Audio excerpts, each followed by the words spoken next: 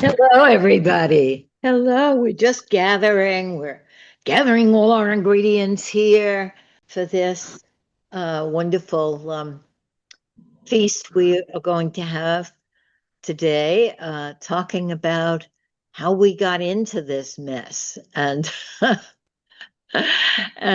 Gisela tells me that she and Charles have been talking about this for weeks and coming up with some things for us to think about, some frameworks, from some beginnings, and something for our minds to just sort of try to encompass this morning, a bigger picture.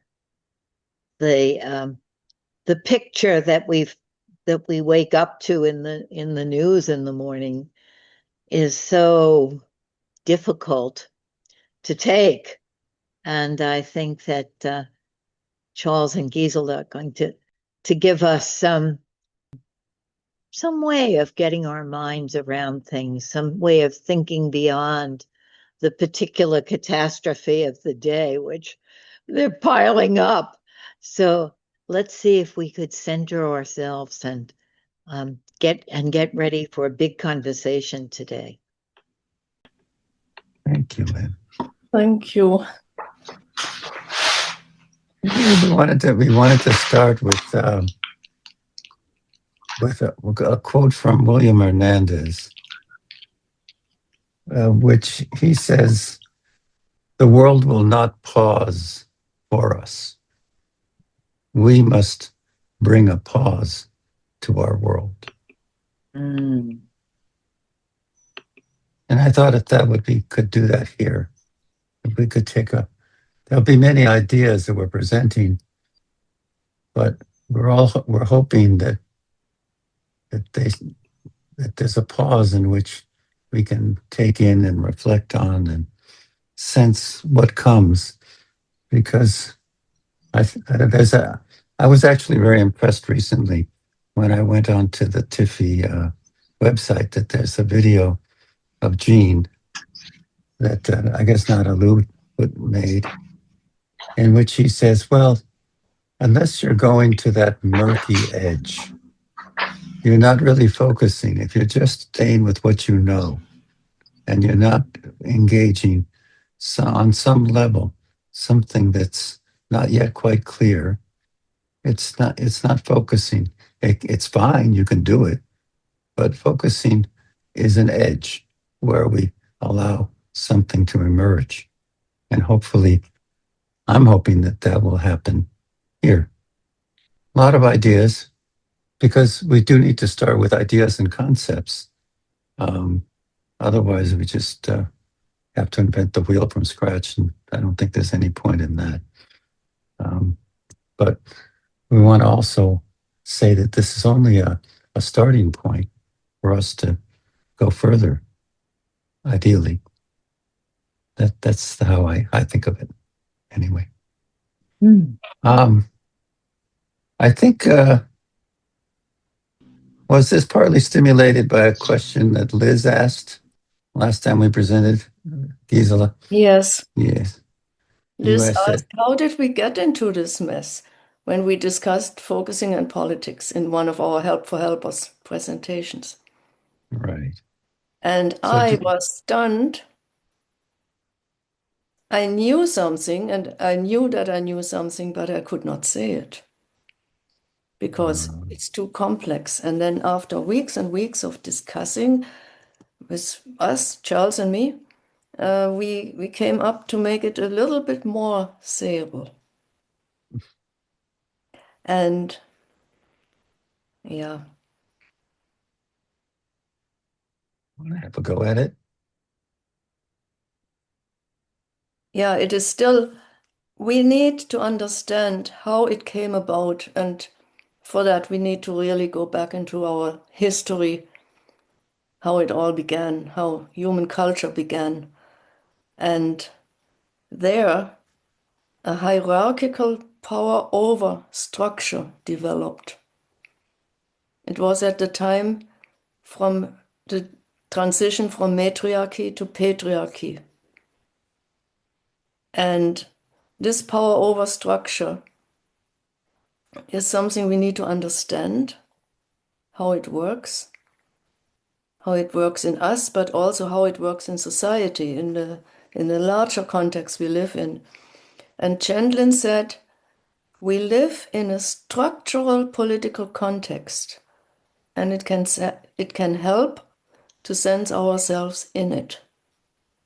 He didn't say political context, he said structural political context. And that's something important. One of our points is, in order to understand, we need to study something, and we also need critical thinking. And critical thinking comes from thinking from below, from the perspective of those who are disenfranchised, powerless, and not possessing great means. No. I wanted to inject something here, Gisela, that I hadn't thought of. You know, there's a quote from Marx, which is, I think, he says, the ruling ideas of every age have ever been the ideas of the ruling class. But the point Yes. is, of course, for us to begin to question some of those ruling ideas and to have focusing help us to create a space in which we can begin to say, well, is that really so? You know, and begin to, yeah. Yeah. And one of the key issues also here is the power over structure is also about control, and it brought about the body-mind split. Mind over body. Mind controls the body. Something deeply ingrained in us, and focusing is that way to lead us out of it, out of that body-mind split. And in focusing, we go back and forth, actually, between what we know explicitly and what implicitly is known by our bodies, sense into it, and then explicate it and go back and forth between the two.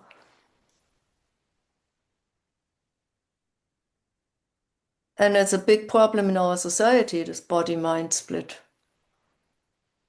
And we can overcome it with focusing. In a way, that's what ECM, right? His whole thing is, his whole first book is about how we connect thinking with feeling, sensing. Yes. Yeah. And for us, Marx is a key inspiration for understanding and also for how we get out of all this, how we can transform things. And that's also something unsayable here for me, because often the mention of Marx, it provokes antagonism and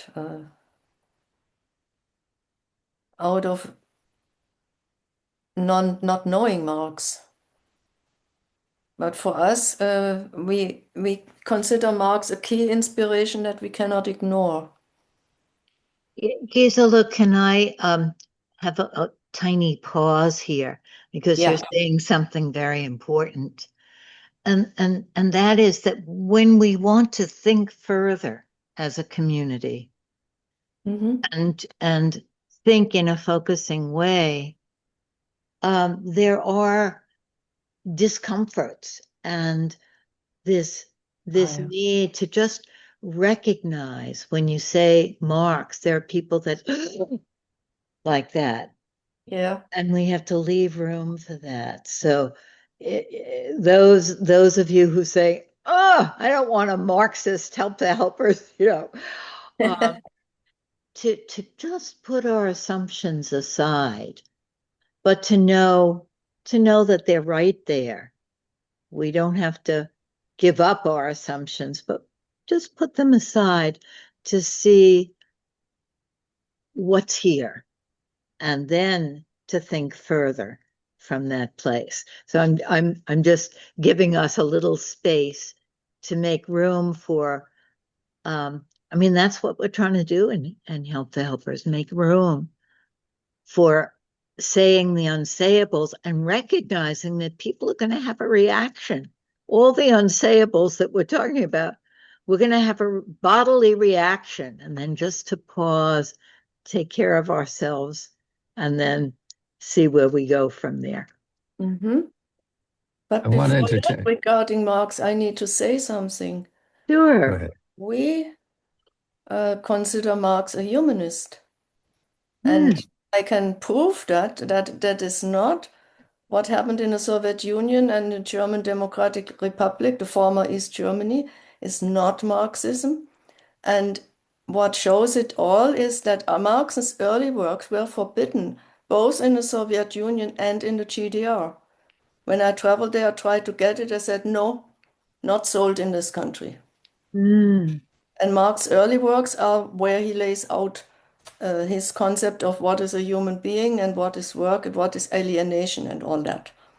So the picture of Marx that has been portrayed in the public, I just want to say that is not what the real Marx is. Yeah, and also just very briefly, that as a friend of mine, a socialist friend of mine, said that he was not upset that the Soviet Union was Marxist. He was upset that it had betrayed what he understood Marx to stand for.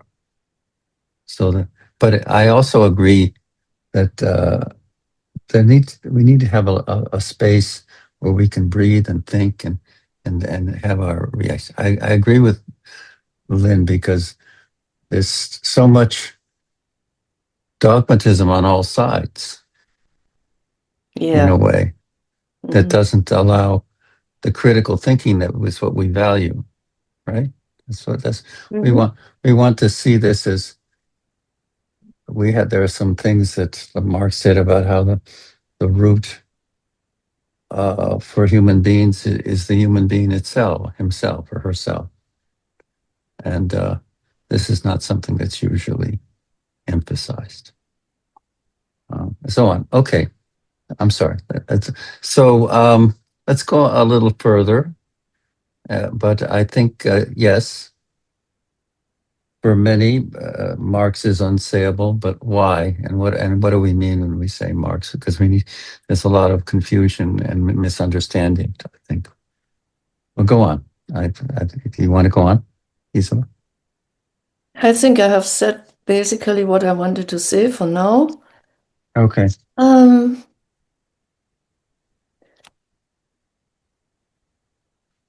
I wanted to say just a little bit about when you mentioned matriarchy and patriarchy, that I do not know if some of you may and some of you may not know the work of Ray Eisler, The Chalice and the Blade, where she laid out a lot of anthropological evidence for societies that were not not very class divided, and that even the villages were laid out and no particular buildings were particularly larger than any others, or maybe slightly larger, but there were no major class divisions such as existed.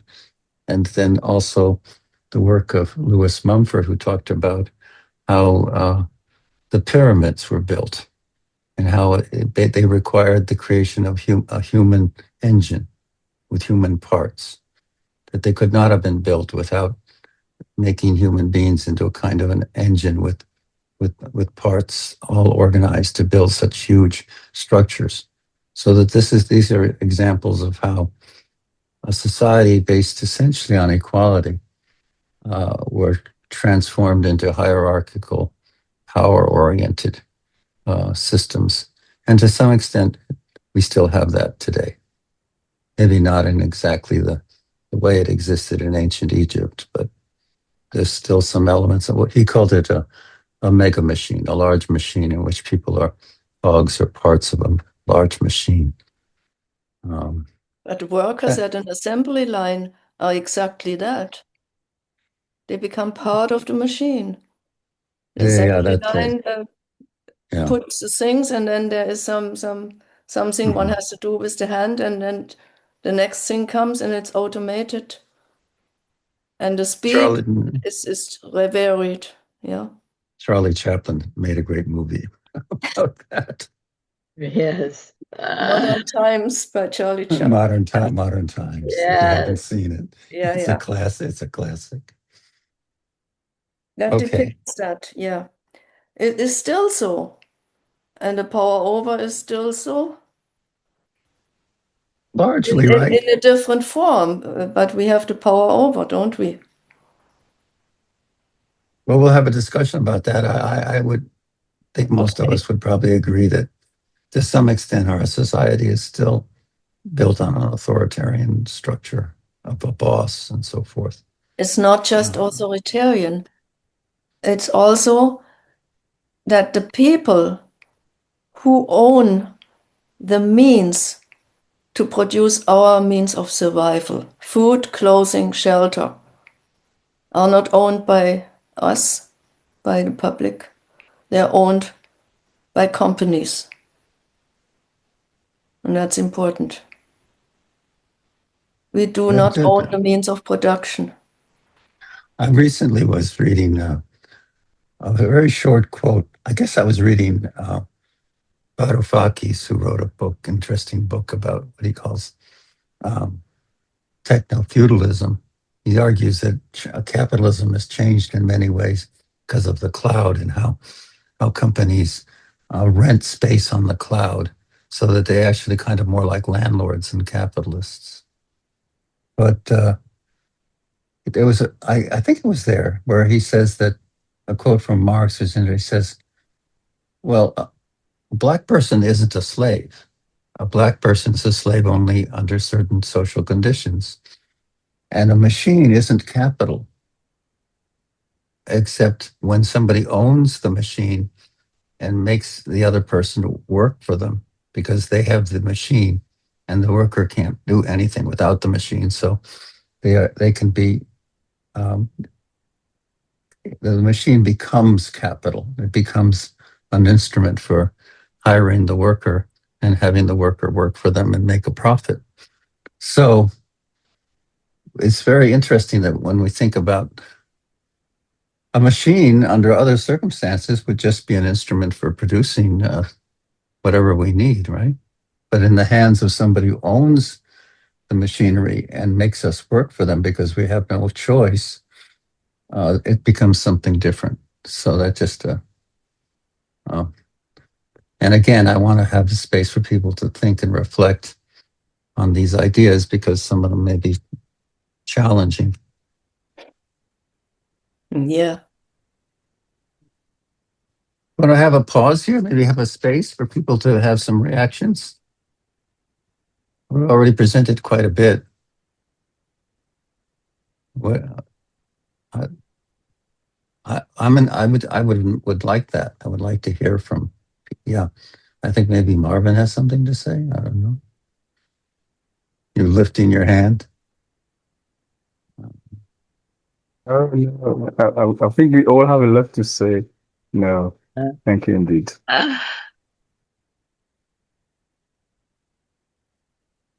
Well, the space is here. I might be a little slow. I need a little clarification that in the historic perspective, we're assuming that there was a matriarchal society and that then how did that Gisela was saying something at the very beginning that I didn't get exactly about the hunters gatherers, how the power over came into into the structure. I think from my perspective, I tend to think of the power over being where we came from as part of nature, or with the apes, and then we're trying to evolve past it.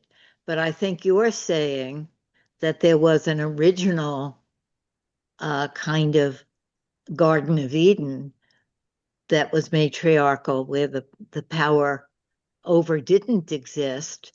And I'm trying to even imagine what that would be like, to not have power over, for anybody to have power over anybody. So I'm just sort of sharing where I'm thinking. And then I thought that Gisela had something to say about that very original beginning of the power over. And it is interesting to me that every society has always had a story like that, a Garden of Eden story.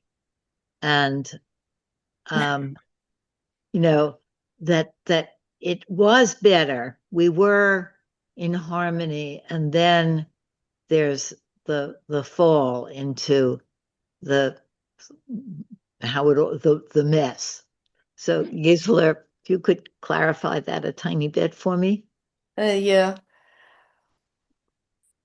When I said a power over structure, I didn't mean that everything was fine and nobody exercised power over another individual. In ape society, we know that male fight for dominance. Yeah. Right. But this is not the power over structure that we have. It is structural, it is hierarchically organized, instituted. In any company, you have a hierarchical power over structure. Who is answerable to whom? Who has to do what? And if they don't do it, they will get fired, right?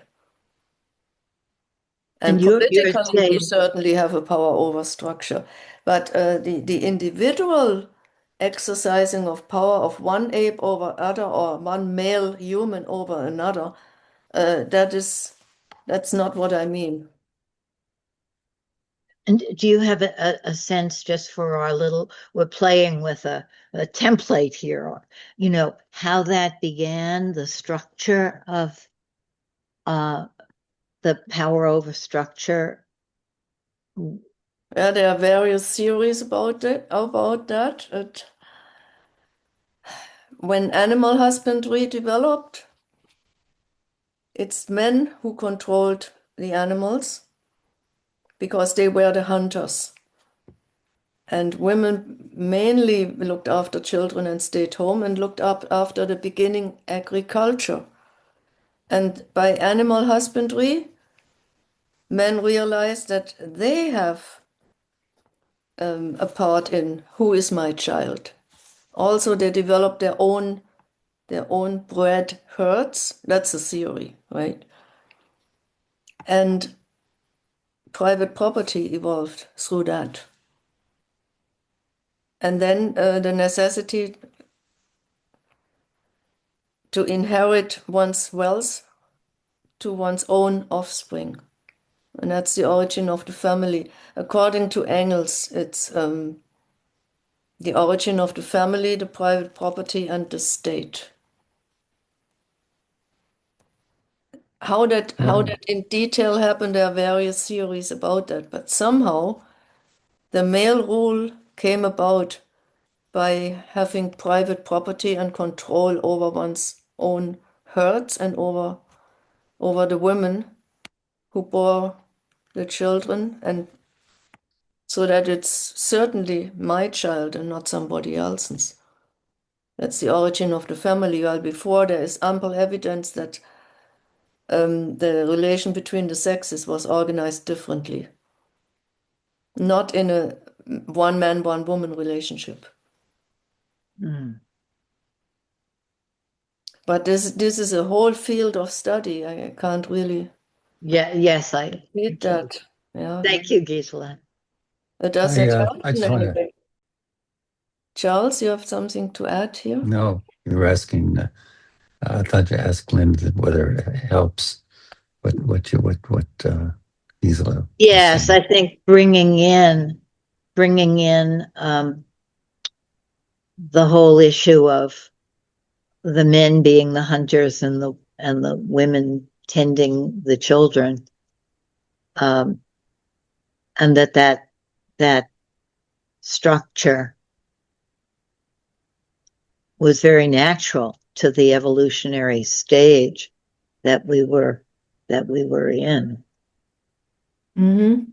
There's another factor that, at least my understanding, I read Ray Eisler quite a while ago. But she's worth reading because she marshals quite a bit of evidence. And of course, I guess not everybody agrees. Ashley Montague had a very high praise for her work, but I'm sure this is all very controversial. But one thing is that once agriculture developed, there was a chance to create a surplus of food, and the surplus of food enabled armies to be formed. Until then, you had to have this extra amount of food that would feed an army. And once agriculture and the cultivation of seeds and so forth developed, that created the, I guess, material or economic basis for armies to be built. And armies were a big part of the emergence of power over. May I ask a question? Yeah. What is the relationship between power and possession? Mm-hmm. Mm. I try to answer that, Gisela. Well, Yeah. I think if I control or own the means by which you create food for yourself and shelter and clothing and so forth, I have power over you. I mean, If I own the land and the machinery to or grow in food. an earlier form, if I control the land, Mm-hmm. again, I have a way of exercising power over you, right? Only if I surrender. What's that? Only if someone surrenders. The power over can only exercise if on the other side the other one surrenders. Even you deprive someone from food, Right. the person can go to die and never surrender, and you still don't have power over anything. Right. But just an idea I of would power. argue, I would agree with you that people could choose to starve. So that's not, most people will not. Most people want to live. There's a wonderful example that Varoufakis quotes, and it takes it from, I think, Capital, where there was an Englishman who went to Australia. I think his name was Peel. And he was going to make his fortune in Australia. And he had machinery, he had workers, he had everything. And he went to Australia, but he couldn't exploit the workers because the workers just went off and took farmland from. There was plenty of land. It wasn't like in England where workers had been thrown off the land. That the removal of workers from the land meant that you had a lot of workers that didn't have any other means to make a living. So they had to work for the people who had the machines, the machines. So it's interesting that in Australia, where people could just go off and create a farm, he had no power to exploit them.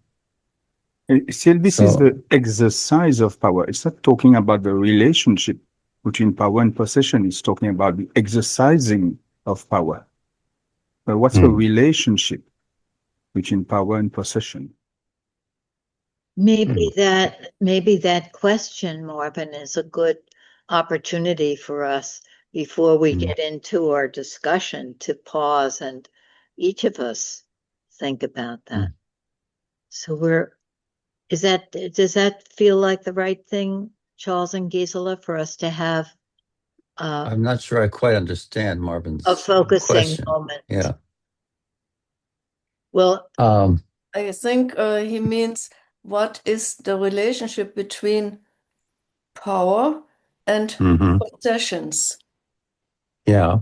So And go my on. answer would be the the possessions enable me to force others to do what I want. And that's in a nutshell, yeah? I can force them to work for me because they cannot make a living without the means that I possess.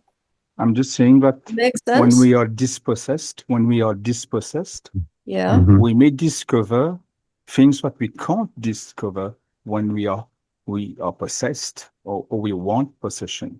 When we are dispossessed, we may discover Oh. things that only those who are dispossessed can reach. Oh, okay. You mean then we can find our way out of all that?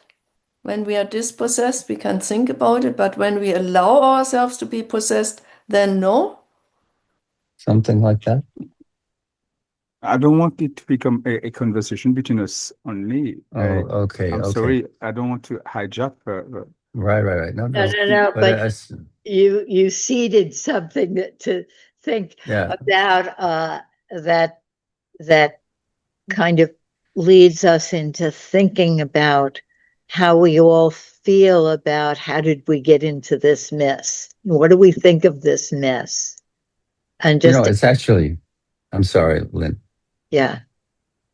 I mean, I think actually we don't want to limit it.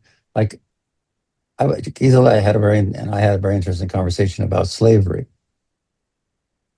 and where actually human beings were owned, like cows are owned, or pigs are owned. I mean, the slave owners actually, before the Civil War, literally owned human beings. They bought them and they had them. And if the human being didn't do what they wanted, they had a right to whip them. It was legal. Mhm. And then you had the Civil War, and it was no longer legal. It was not permissible anymore. And the difference was, I thought, that in one case, the state, in that case, the southern states, the government, backed up the slave owner.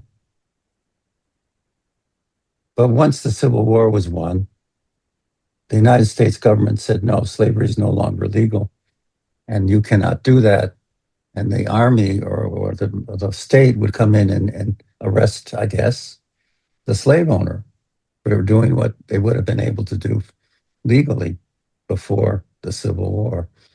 So the difference there is that the state will support somebody in certain kinds of actions, and then maybe they're later on prohibited.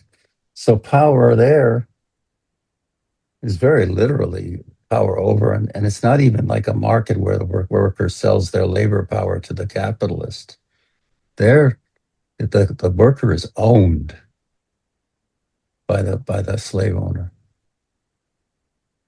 I think you're raising very interesting questions about all the ways in which power over is exerted and how does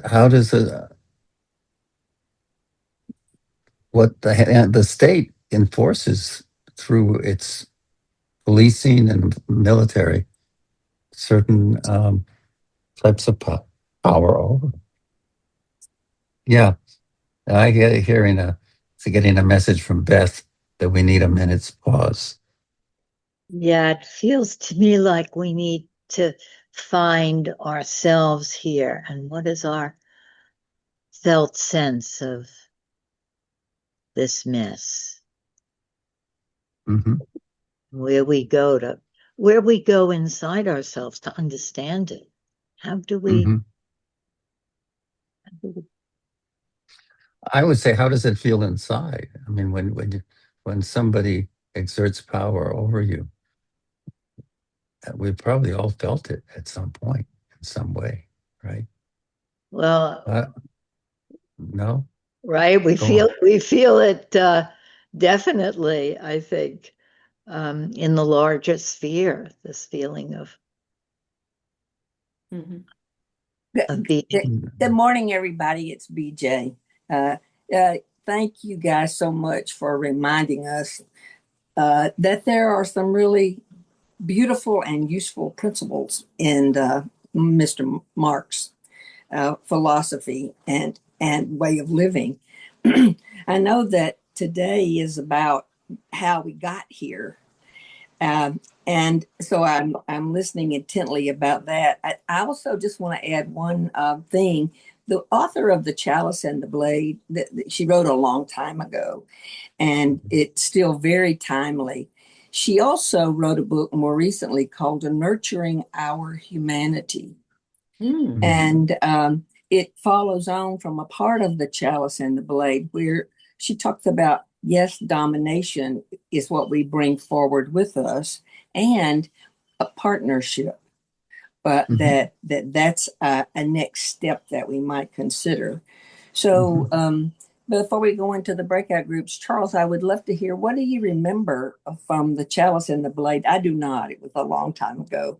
But what do you remember about that partnership possibility that she offered as a response to this domination we encounter? Well, she wrote a number of books. She wrote also Sacred Pleasure, which was about sexual relationships, Yes. and contrasted domination relationships and partnerships where people engage in mutually enjoyable sexual relations rather than using. And that's a very central concept in all of our thinking. So we use essentially the same thing as power with and power over, and ideally, where we would like to have a society which is based on power with, where people are, but not. And the other point here, though, is, and I want to just stop just very briefly. The desire for connection is huge for all of us. We have those, whether it's with the mother and the child or between partners, but it's so strong that sometimes our people are willing to give up their very identity and their self to maintain the connection with another person. And that becomes, maybe you could even say that's the basis of fascism in some ways, right? Where people submit to become part of something larger, where they feel connected and they feel at the expense of their own individuality and freedom. And the idea would be, how can we find a way that we don't have to give up our individuality and freedom and be connected and loving with each other?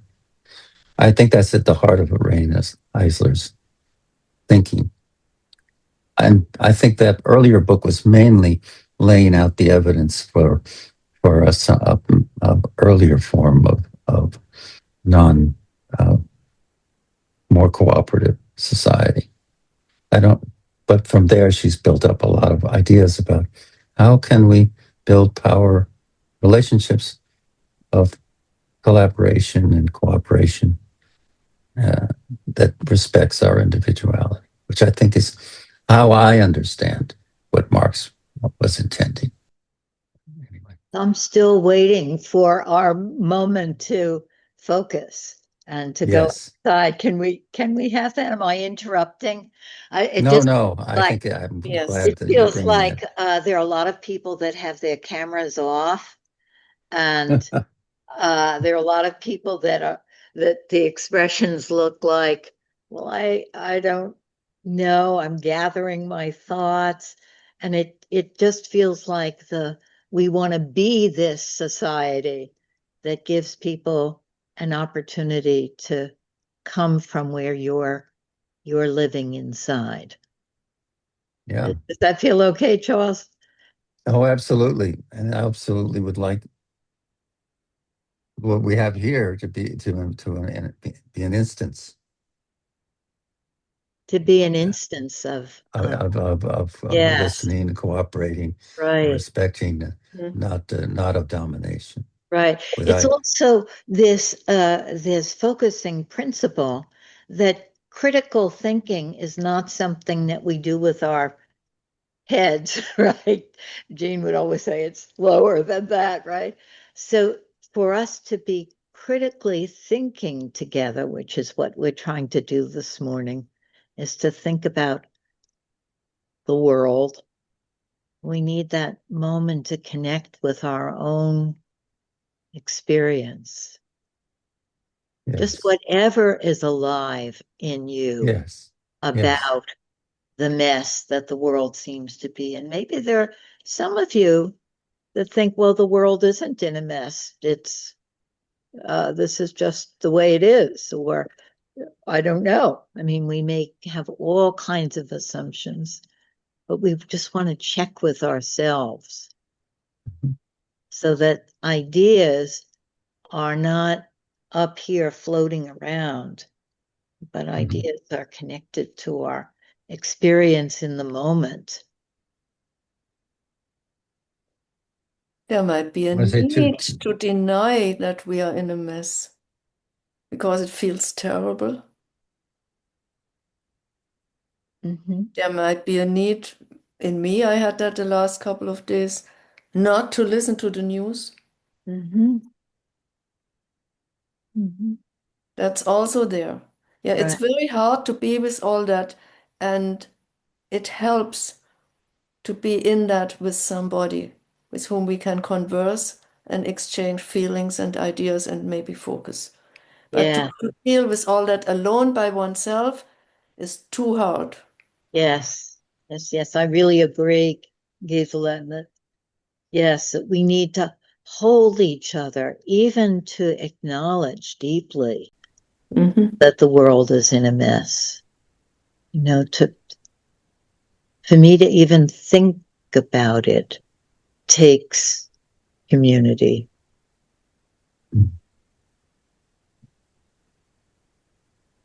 I'm wondering if the best medium is this larger forum, or is it to break into smaller groups and then come back into the larger forum? Maybe people need a smaller space to be able to share. Also, I want to just say that this is only half of what we wanted to present. We also want to present how focusing, pausing, can help us to find ourselves and to find our move toward greater speaking of the whole person in relationship. But that's how we go. This is how we got in the mess, and the question is, what steps can we take to get out of the mess? But that would be, I would like to do that after we have our break, because I'm sensing that people might need a smaller space in which to articulate some of what they're feeling. Yeah. So we're going to do breakout rooms for 20 minutes or? That sounds good. 20 minutes. To me, it sounds good. Okay. How many people feel ready for a breakout room to sort of get your feelings and thoughts? And we're going to ask the question, how do we feel about the mess, about acknowledging it, or do we feel it's, and our own thoughts about how, as a society, we got into this mess or we're in this mess. Is that right, Charles? That's our... Partly, but I think we want to be more, we wanted to at least put forward, and people can contradict it, this concept of that there's that our society is structured to a considerable extent by power over relations.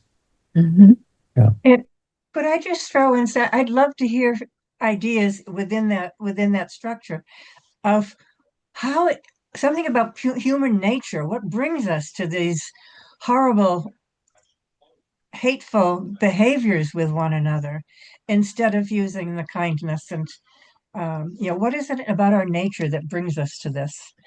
Might be an interesting component to all this discussion. Anyway, that's been sitting in me.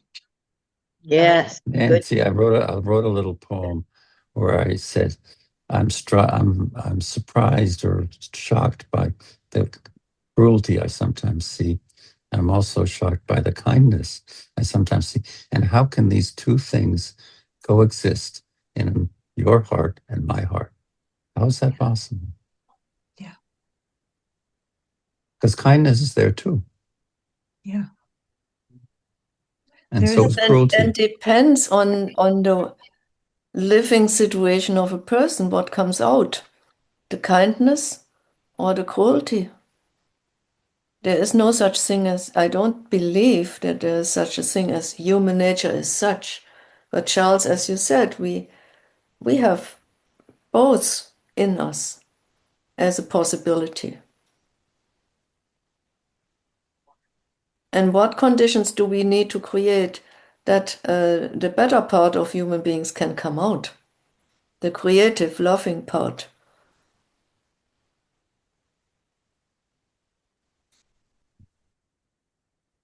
Okay, so we're going to come back at in 20 minutes, Christine, and Okay. see where we all go with these very provocative, evocative questions.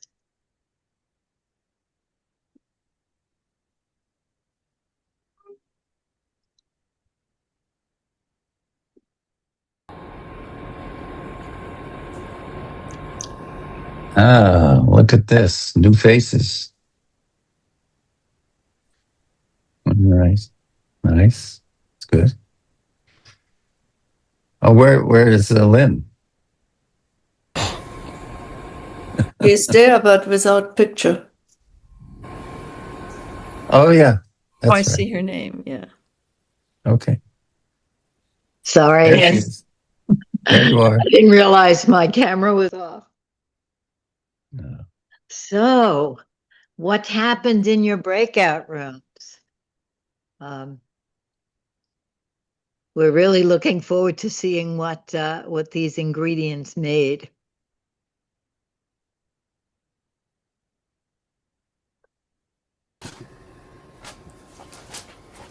It was for us, we were a triad. It was for us an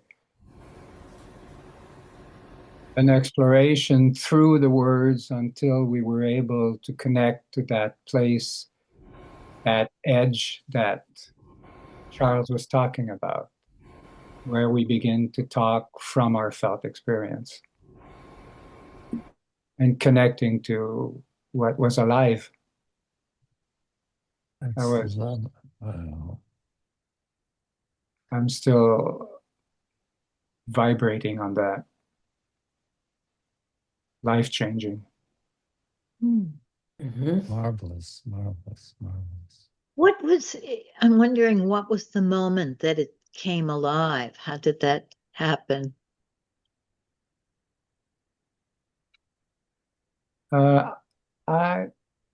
Others could share also, but I think it started by, I have to take a moment. It started, I guess, by a comment that was made about how incredible we are.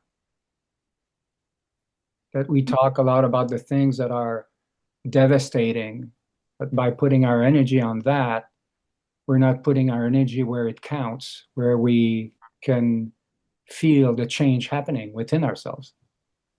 So it's directing the energy where we're not giving in the power to the power over. We're putting our attention where the power within is what we already have. If we take a moment to let it inform us and we start experiencing from that place, then we're not talking about things. We're sharing from ourselves. And that began by saying how someone was incredibly competent in whatever they were already doing, instead of thinking that we had to add more. It's not about more. It's about noticing the huge expanse that's already here waiting for us. Yes, I get the glimpse of how it came alive. Yes, thank you. And that made everything else just surf on it. It just became real. So thank you for everyone, because since the beginning, it was bridging slowly towards making this possible. Wow. I got chills at one moment there when you said that. It's interesting. Yeah. Michael, can I just ask, Yeah. did you become real in that moment? Did you become more real when you connected? What was alive in you? I did, and it closely resembled to pouring out a little bit. But with a lot more awareness and consciousness of how others were receiving it and be caring for everyone. And then it morphed into something else. It sounds like it was meaningful. Thank you. I'm delighted. Yes.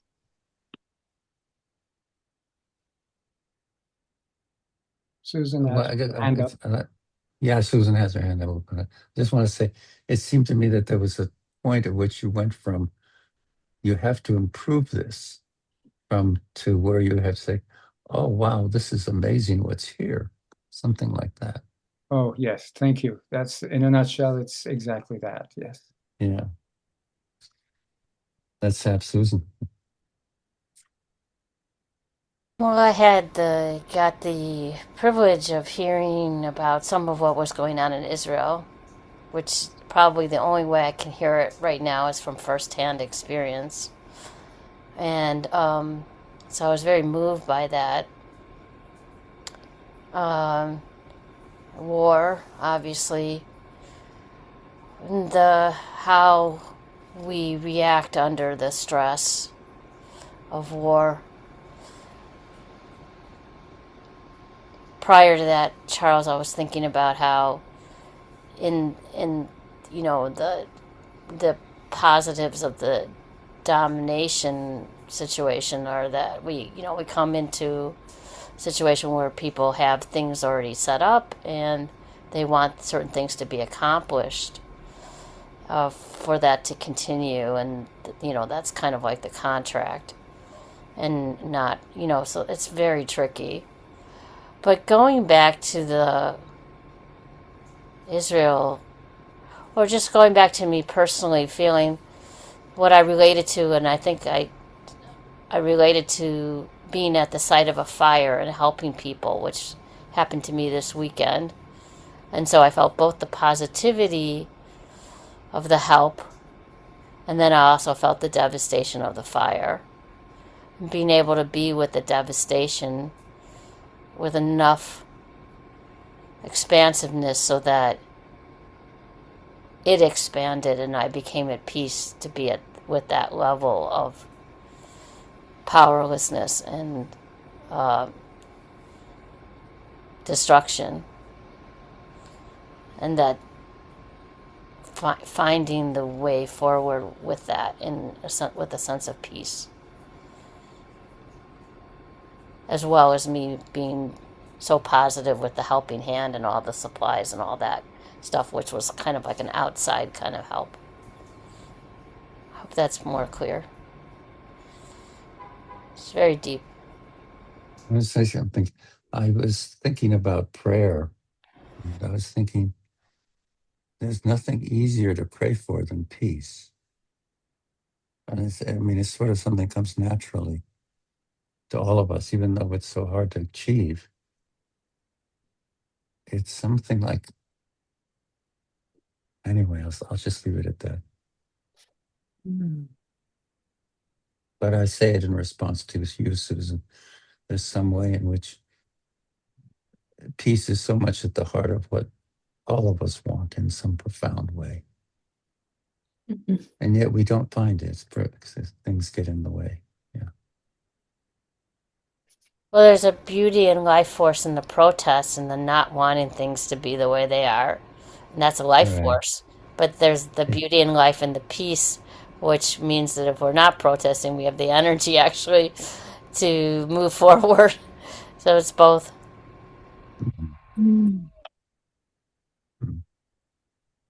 Thanks.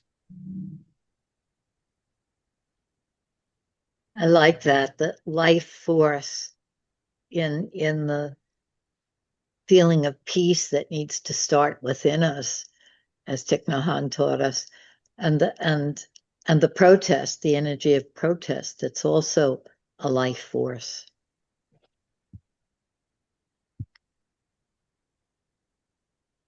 Yeah.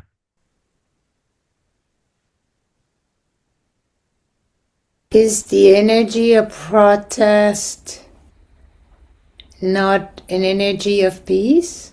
Can it be? I mean, it depends how protest is managed, right? Mm-hmm. Yes. Yes. But in our group, we also went, I mean, it's within, like, I was talking about unresolved trauma and how it feels to me that it's a big root of what's happening right now. And that the difference between animals and us is that, Steve Levine wrote a book on that, how animals have a way to get rid of trauma through the body that most of us don't automatically, or we lost that. So in order to survive, in order to move on. But then there are different conditions, different factors, so many different factors that also can give resource to one. I mean, here in this country, we have a lot of resource, right? We can pray. My house is not bombed. I still have a roof. I have food. The war is outside of it's very different when the war is in the country where you are in your house, in the street. So that's where I need to bring my attention inside, because I get really mad about that. That's easy to go war over there, far, and and there's this part in me that wants, well, let's have a bomb fall on your White House. But I know this is not the way to resolve, and this is the way to just continue. But I'm like, I'm a human being. I need to water the seeds of compassion and understanding in order to not perpetrate by being victimized or being in denial or being aggressive, trauma and my pain. So, yeah. I think Sophie, I think you meant, I'm not sure, Peter Levine, but I thought you said Stephen. But I've been thinking a lot about Peter, and he's saying that if we could allow the reaction to go through, if we have enough expansiveness in our universe, in our body, then we move forward, we shake like the animals, or but most often we have a protective response that possibly can't handle all that, and unfortunately that then keeps it in place. So we want to work with our protective responses very kindly, so that we can again unify. Thank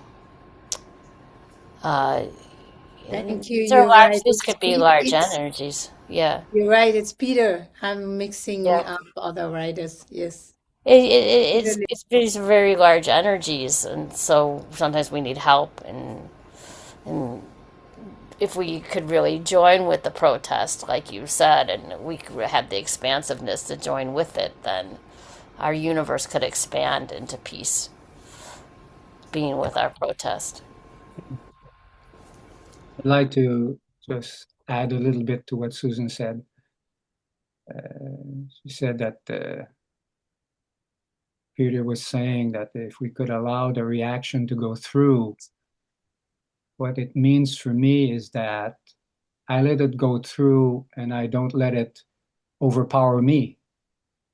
That means I'm not adding myself to the fire of the problem. I'm being the change in that moment. And I still can act in it. Mhm. Susan was talking to us before in a small group about her being a volunteer into a fire with Red Cross and helping those who were in suffering, and she could feel both sides at the same time, the devastation, but also the immense connected power of maybe, let's say, spaciousness, of supporting, of help, of being there and caring for each other, something like that. It's like, the story of the two wolves, who do I feed? I feed my fear about what's happening, or I feed the energy that can transform whatever is happening. And sometimes we have to do both at the same time, because we have to do something when the bomb is falling on my head. It's very different than it's falling in another country. As you said, it's not the same experience. And I think we're all learning because of Zoom what that can feel like, because I've never experienced anyone having these experiences in real time at the same time as I'm talking to them. I never experienced that before. It is life-changing. But how do I carry it within myself? Do I give myself to anger, which fuels the problem, or do I connect to something else that makes the change possible in me and to share with you? And what we do in this group, I think it's incredible to have access to something like this towards change. Mhm. Thank you, Michael. I would just say it's not anger that is the problem, it's what we do with it. Yeah. Just Yes. And what I do with it is based on my own learning, my own wish of growing up outside of these old patterns, because I embody them all from my parents, from my ancestors, from whatever's happening right now. So I have a choice. Am I here to learn to get out of those patterns, or to just show how angry I am and put more oil on the fire? And this is hard to do by myself. This is why I'm still in the group, because it's supportive towards that end of finding a way out of my own self-destructive attitude, which doesn't belong to me in a way. Mhm.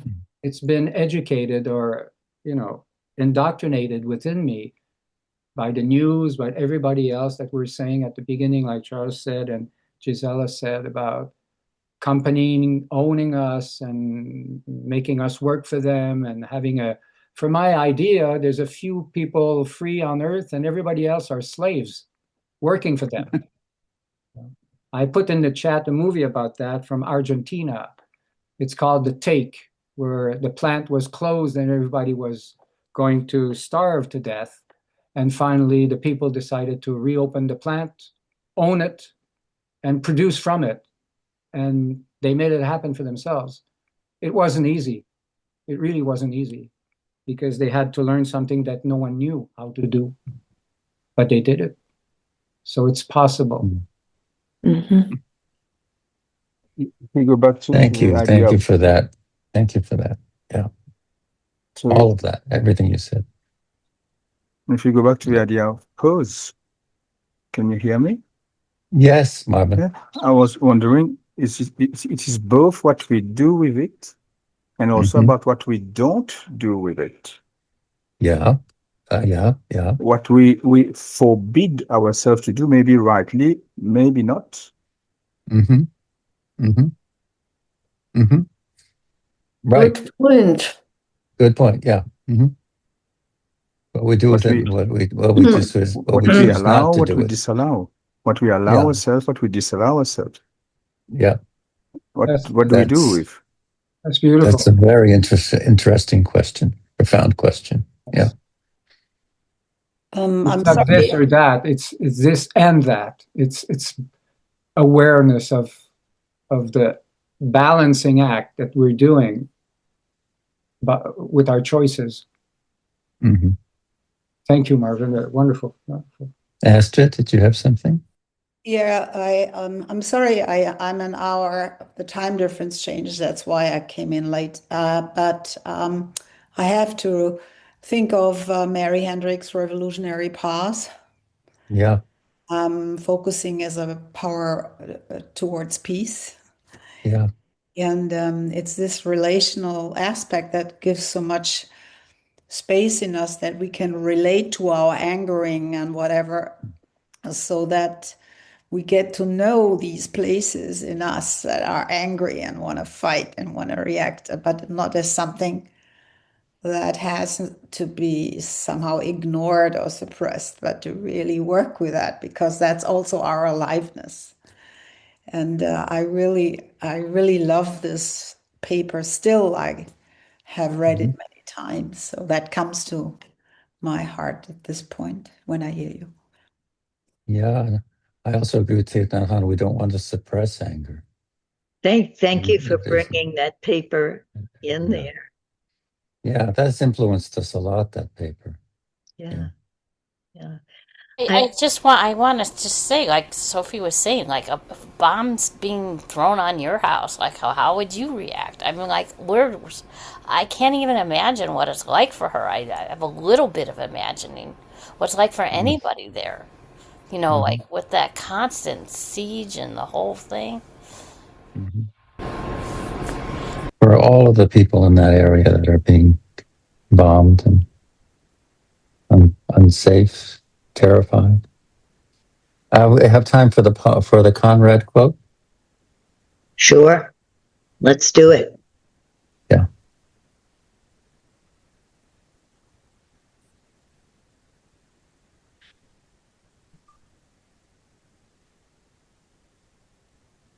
Is Dorothy, do you have it? Yeah. Do you have it, Dorothy? The Conrad quote? Okay. I was just muted. Sorry. Yeah, that's right. Yes. You're muted. Thank you, Charles.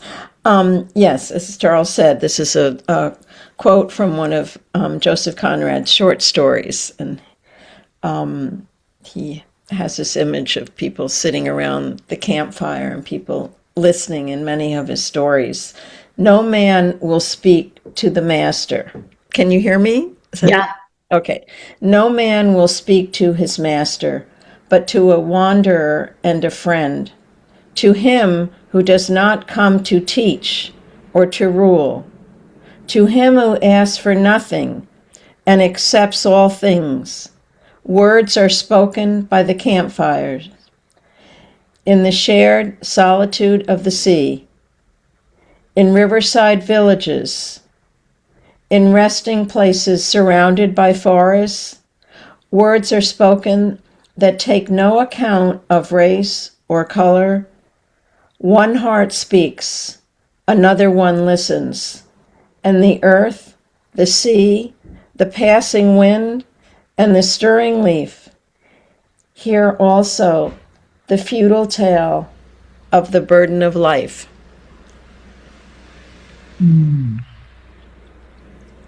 Thank you.